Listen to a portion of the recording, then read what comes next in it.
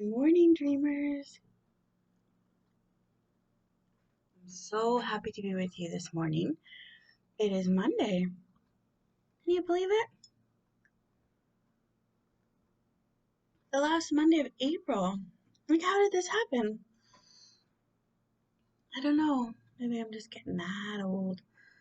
Every time I gaze like this, I'm looking out a window, just so you know. I mean, you're here with me at my kitchen table, so you know that, right? Yesterday, I had an amazing time in the afternoon. I was challenged by one of my um, mental health exercises. This book here, Jonathan Puddle, You Are Enough. It is mind-bogglingly great. And he challenges us to find times of silence, not just solitude, but silence. He's actually taken us through how to talk to yourself well and how to encourage yourself. And you have to experience it firsthand. I can't even begin to help you understand how valuable it is. But um, yeah, I took an hour and a half walk of complete silence. So no music, no podcasts, no talking out loud. I just let my brain go, tuned into the world around me, and just was. And the thoughts and the process that came up in my mind, like I dealt with some stuff. It was really important. That was still there. And I think because you live life, new stuff crops up, old memories are um, always available for you to deal with, but we don't always deal with it because we don't take the time to silence ourselves. And it was interesting because my emotions came up and they were just there. And when they came up, I said, in my head, obviously not out loud, I just said, "You have 10 minutes. I don't have all day for you, but walk with me for 10 minutes or until a certain road mark.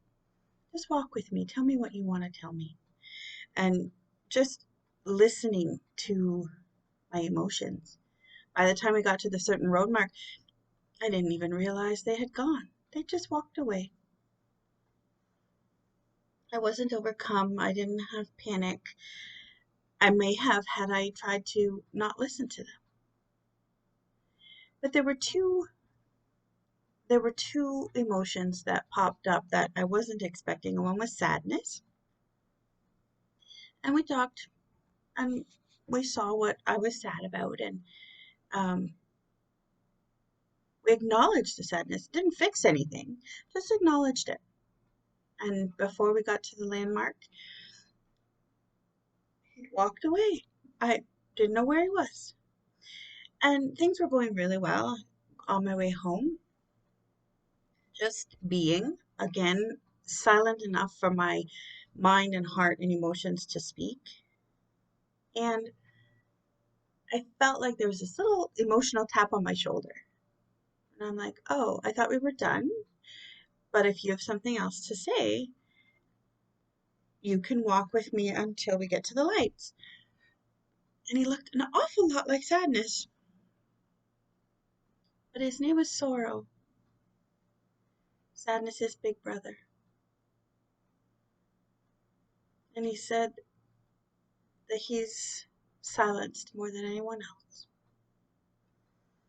And he has to take a step back every time because life has to keep going. And if you acknowledge sorrow, sorrow's scary. Sorrow's misunderstood. He looked a very specific way in my mind, and I can't give you that picture because he or she will look different in your mind and in your picture. But he's misunderstood. And he often takes a back seat and is very, very quiet. And I said, "Oh, I didn't even realize that you and Sadness were different. Same family, but different. Very different. And so Sorrow was talking to me about what we've been through in the past year and a half, like a lot. The two of us chatted a while about my personal longer standing sorrows and how long he's been silenced. But even the past year and a half, I had a friend yesterday who wrote a blog about just that general feeling between wholeness and deep mental health, depression, and anxiety. That general blah. And we're all experiencing it. And it's okay to acknowledge that there is sorrow. And you know what was a cool thing?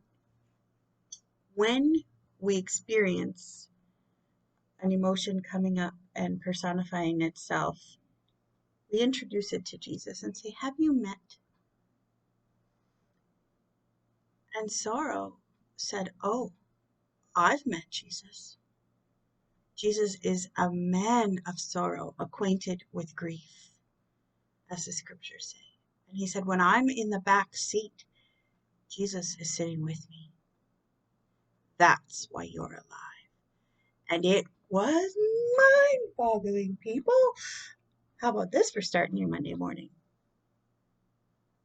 The reason I'm still kicking is because my Creator comes and talks to every individual part of me, even when I'm not understanding and I'm not acknowledging it, and I'm keeping him in the back seat.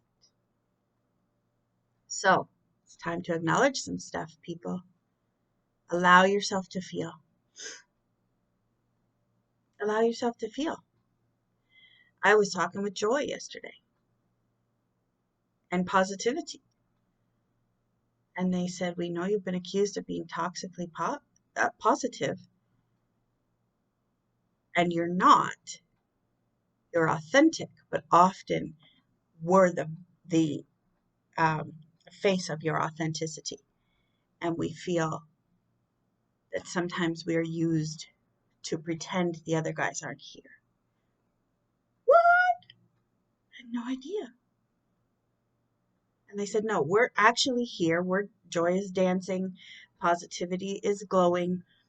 We're here. It's real. But we're here with other people. So yeah, I had a little bit of an inside out moment.